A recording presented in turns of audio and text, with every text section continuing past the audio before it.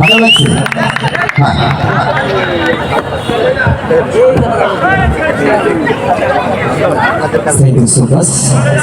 কেমন আছেন সকলে? এভরিবডি একটু রেসপন্স আশা করছি। যশোরের মানুষ বাংলাদেশের প্রথম ডিজিটাল জেলা এই যশোর জেলা। আর যশোর জেলার যশোরিয়ান স্মার্ট প্রোফাইল, অবশ্য তাদের আওয়াজটা যদি এখন রাতের বেলা, রাতের খাবারটা এখনো কেউ খায়নি, তাই না? তো জোশটা একবার হয়ে যাক। যশোরিয়ান কারা কারা আছেন আমার সাথে রেসপন্স দিতে পারবেন তো? নায়ক মান্না, কাবিলা, এছাড়াও কৌতুক সম্রাট মুজিবরের ভোকাল চলবে? চলবে তো? আচ্ছা, আমি দৃষ্টি আকর্ষণ করছি সাউন্ড অপারেটর, রিভার্ব এবং প্রসেসরটা একটু বাড়াবেন, হাইটা একটু বাড়িয়ে দেবেন। তো পেছন থেকে যারা আছেন শোনা যায়? স্পষ্ট শোনা যায়? তো অনেকে আমাকে হয়তো চিনেন স্পোর্টস কমেন্টেটর হিসাবে। আমি উপজেলা, জেলা কিংবা বিভাগীয় পর্যায়ে এখন কমেন্ট্রি করি। তো সব কিছু মিলে আপনাদের ভালোবাসায় গতবার মন্ত্রী মহোদয়ের থেকে অনেক পুরস্কার পেয়েছিলাম। তো জেলা কিংবা বিভাগীয় পর্যায়ে অনেক গ্রেট অ্যাচিভমেন্ট রয়েছে।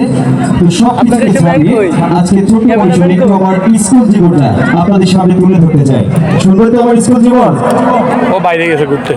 আমি কিন্তু স্টুডেন্ট হিসাবে বরাবরই অনেক ভালো ছিলাম। হেলমেট কিনবে? বলতে পারেন কেমন ভালো?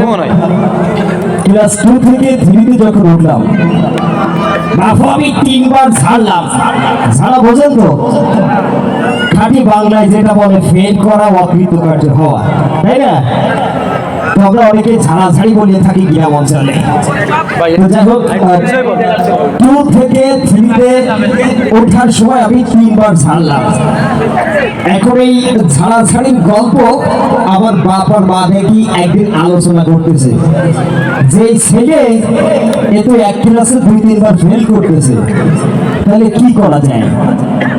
এই স্কুল থেকে ওকে নাই ছাড়াই করে দিই। তখন আমার বাপ আমার মাকে তাড়া দিয়ে বলছে, তুমি বোঝো না কি হারে আমার ছেলে এক ক্লাসে 2-3 বার থেকে এক্সপিরিয়েন্স গ্যাদার করছে, মানে পাইকিয়ে পাকা পেঁপে হচ্ছে। বুঝতে পারছেন? তো এই ছাড়াছাড়ির মধ্য দিয়ে আমি ক্লাসে গেলাম। এখন ক্লাসে স্যার আমাকে দেখে প্রথমে এসে বলছে, এমনই তুই এবার বড় বড় ঠাকছে কেন হারে? আমি বলছি, স্যার ওটা আমার দোষ না, ও বয়সের দোষ। কিসের দোষ? বয়সের দোষ। এদিকে 2-3 বার যে আমি ঝাড় দিছি, এটা তো স্যারের ডাইরেক্ট বলা যাচ্ছে না। যাচ্ছে? একটু রেসপন্স করবেন প্লিজ এভরিবডি। তো যাই হোক, স্যার ক্লাসে আসেন। স্যার এসে বলতেছে, যেহেতু প্রথম ক্লাস, এই উঠে দাঁড়া, তোর নাম কি? স্যার আমার নাম গজা। কি নাম? কি নাম? গজা। তো পরবর্তীতে পাশে আরেকজন বন্ধু রয়েছে, তাকে বলছে, এই তোর নাম কি? উঠে দাঁড়া। তো স্যার কাছে, স্যার আমার নাম মদন আলী। কি নাম? মদন আলী। তো তার পরবর্তীতে আবার বলা বলছে, বুড়ো খাটাস, উঠে দাঁড়া। আমি উঠে দাঁড়ালাম। দাঁড়ানোর পরে স্যার বলছে, তোর নামটা কি? আরে আমি বলছি, স্যার আমার নাম মাসুম। নামের সাথে তো সাইজের কোনো মিল নেই। বুঝতে পারছেন? তো যাই হোক, এবার স্যার বলছেন যে তোমাদের এই আজকে সামনে থেকে বলো, ফজা উঠে দাঁড়াও, তোমার জন্ম কি পারে? তো ফজার কাছে জিজ্ঞেস করেছে, ফজা বলতে, স্যার আমার জন্ম বুধবারে। তো পরের জন মদন আলীর কাছে জিজ্ঞেস করেছে, তোর জন্ম কি পারে? তো মদন আলী বলছে, স্যার আমার জন্ম বৃহস্পতিবারে। পরবর্তীতে আবার পালা, আবার সময় জিজ্ঞেস করেছে, স্যার তোর জন্ম কি পারে? আমি বলছি, স্যার আমার জন্ম শুক্রবারে। তখন পাশ থেকে আমার এক বন্ধু উঠে বলছে, শুক্রবার তো বন্ধের দিন, জন্ম কি করে হইল? বুঝতে পারছেন? ও হাটে হাড়ি ভেঙে গেছে না? তো যাই হোক, এভাবে চলতেছে। এবার স্যার ক্লাসে বানান ধরলেন, স্যার বলতেছে অনেক ফাজলামি হয়েছে, এই এখন কাজে ফেরা যাক, পড়াশোনায় ফেরা যাক। তো প্রথমে স্যার আমার কাছে বানান ধরলেন পরিস্ফুটিত। কোন আল্লাহ বান্দা আছেন এই বানান করে দেবেন? পরিস্ফুটিত পাবেন? চাচা বলল ও আবার তারা হবে না রে, পরিস্ফুটিত। তো যাই হোক, পরিস্ফুটিত বানান আমি জাস্ট এইভাবে করছি সারি সারি। পয়লা ফলা সর ফুটিয়া তোয়া, পরিস্ফুটিত হয়েছে বানান? এই সাইড থেকে বলতেছে হয়েছে। তারপরে আমার বানান ঠিক আছে, তাই না? স্যার উদুম এক কেলানি দেরে, উদুম কেলানি বোঝেন? এসে কত ডাস্টার দিয়ে ঝমাঝম করে ছাড়িয়ে দেবে। আমি তো বাজার সোজা করতে পারতেছি না রে হারে।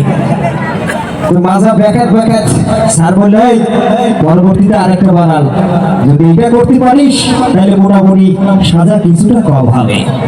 তো আমি ধৈর্য সহকারে বানান করতেছি। স্যার বললো দেখ ঠোঁটকে বানান কর। আবার 2-3 বার ক্লাসে ছাড়িয়ে আমি ক্লাসে উঠেছি। ঠোঁটকে বানানকে আমার দ্বারা সম্ভব ভাই? একটু রেসপন্স করবেন প্লিজ।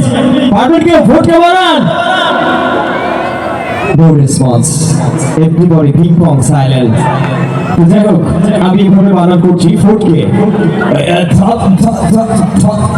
স্যার বাড়িছে আরো একজন স্যার ওই থর পাওয়া গেছে আটকে ফোটকে, থর পাওয়া গেছে আটকে ফোটকে। হয়েছে বানান? আমার বলা হয়েছে। তো যাই হোক, বানান এভাবে করলাম। স্যারের হাতে আবারও গ্যালারি খেলাম।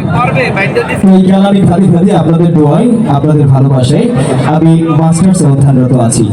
তো সবকিছুকে ছাপিয়ে আর এছাড়াও আমি আরো একটা ছোট্ট পরিচয় আছে, মানবাধিকার বাস্তবায়ন ফাউন্ডেশন BMBF। আমি রানিং সদস্য রয়েছে উপজেলা মনিরামপুর উপজেলার। আমার একটি নিজস্ব পদ রয়েছে সেখানে। তো সবকিছুকে ছাপিয়ে স্পোর্টস কমেন্টেটর হিসেবে আপনাদের মাঝে অনেকে হয়তো আমাকে চিনে থাকবেন। তো এখন ছোট্ট পরিসরে চলে যাচ্ছি নায়ক মান্ডা নিতে ভোকাল। চলবে? আমি জাস্ট একটু রেসপন্স আশা করছি, কেননা আমি আমার সামনে অসংখ্য দর্শকবৃন্দ রয়েছেন যারা যশোরেরই বলাবান। তো আমি যার কারণে বেশি আকর্ষণ করবো, কথার সাথে একটু যদি রেসপন্স করেন আমার অনেক বেশি ভালো থাকবে, কনসেন্ট্রেশন লেভেল অনেকটা ভালো পাবো। রিপিট, হ্যাঁ রিপিটটা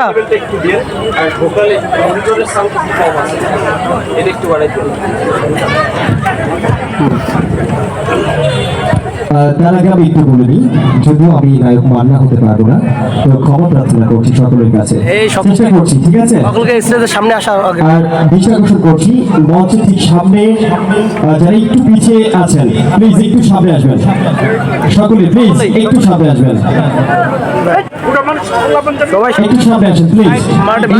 যারা দেখছেন আমি অনুরোধ জানাচ্ছি একটু সামনে আসবেন। বাইরে যারা আছে মাঠে আসে। আর বিশেষ করে মাঠের অভাব ধরে বিক্ষিপ্তভাবে যারা ঘোরাফেরা করছেন আমি সকলকে অনুরোধ জানাচ্ছি। আর আজকে আপনারা দেখছেন এখানে কিন্তু স্পেশাল পুরস্কার রয়েছে। 20 টাকার বিনিময়ে আপনি পাচ্ছেন আকর্ষণীয় প্রাইজ বাড়ি, এছাড়াও থাকছে মোটর সাইকেলের মতো আকর্ষণীয় পুরস্কার। এই 20 টাকায় হবে না একটি বাড়ি, এই 20 টাকায় হবে না আপনার বইয়ের শাড়ি। তাই আসুন 20 টাকা দিয়ে একটি টিকিট সংগ্রহ করুন এবং এই উন্মাদনায়, ফুটবলের উন্মাদনায় নিজেকে রাগে রাখার পাশাপাশি অবশ্যই লটারি কুপন জিতে নিতে পারেন। তো যাই হোক, আমি চলে যাচ্ছি নায়ক মান্নার একটি ভোকালে। এই পুরস্কার নেই বলো, মান্নার ভোকালে পুরস্কার নেই বলো। আব্বাজান, ওরে আব্বাজান, আজ 12টা বছর আমি এই মিথ্যা কারাগারে বলতে আব্বাজান, ওই হারামের বাচ্চা কালো আমাকে মিথ্যা খুনের আসামি বানিয়ে এই কারাগারে বলতে রেখেছে আব্বাজান। আমি খুন করিনি আব্বাজান, বিশ্বাস করো তোমার ছেলে খুন করতে পারে না আব্বাজান, খুন করতে পারে না। তাই তো রেসপন্স করুন প্লিজ একেবারে।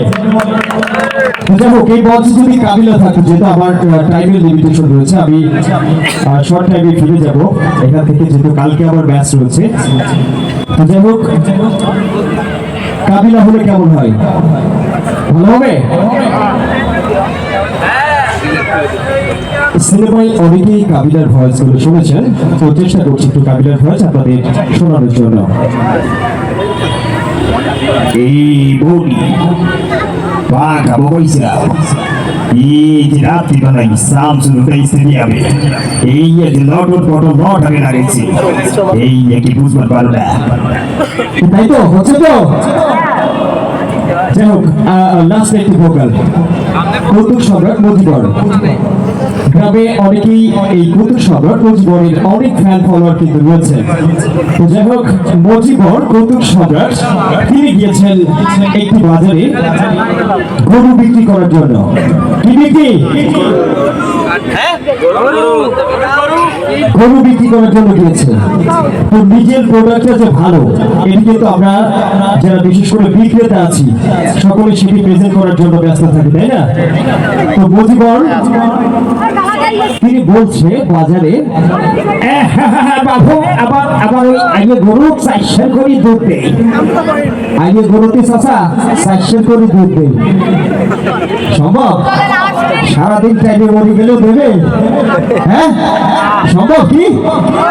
যাই হোক, আগে গরুতে 400 করে দুধ দেয়, সেটা মজিবর ওইভাবে বলতেছে। আবার আগে গরুতে 400 করে দুধ দেয়, ওইভাবে ওই গুতোই গাতাইয়া তিনি সাইজ সুইচ করে বেঁচে দিয়েছে গরুটা। ঠিক আছে? তো যাই হোক, সকলে অনেক বেশি ভালো থাকবেন, সুস্থ থাকবেন, আর আমার জন্য দোয়া করবেন। আর লাস্ট মোমেন্টে প্রিয় মায়ের প্রতি ভালোবাসা জ্ঞাপন করে ছোট্ট একটি আমার এক ভাই রিকোয়েস্ট করেছিলেন, মায়ের একটি গান আমি জাস্ট একটা লাইন আপনাদের শোনাবো। এটা তুলে দাও।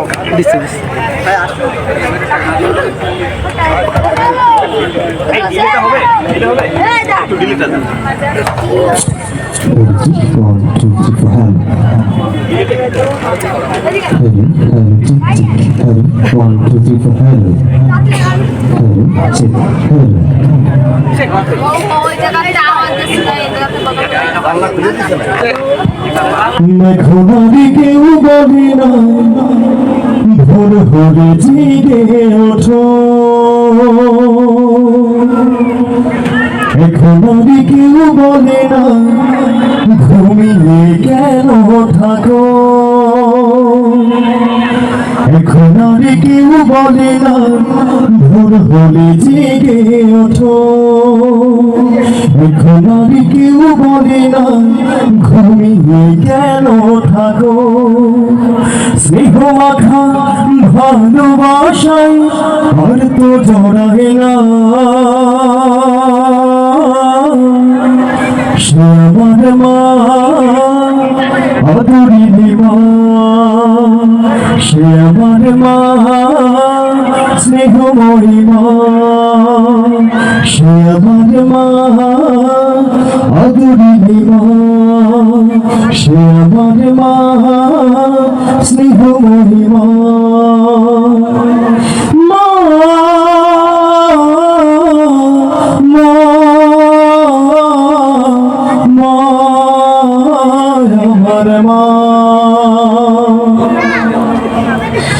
একটু ব্যথা পেলে আমি খেলার ছলে মনে পড়ে বুক ভাসাতে নয়নের জলে, একটু ব্যথা পেলে আমি খেলার ছলে মনে পড়ে বুক ভাসাতে নয়নের জলে, স্মৃতিগুলো মনে পড়ে ঘুম তো আসে না, স্মৃতিগুলো মনে হলে ঘুম তো আসে না, সে আমার মা আদরিনী মা, সে আমার মা স্নেহময়ী মা। Thank you so much. কোথায়?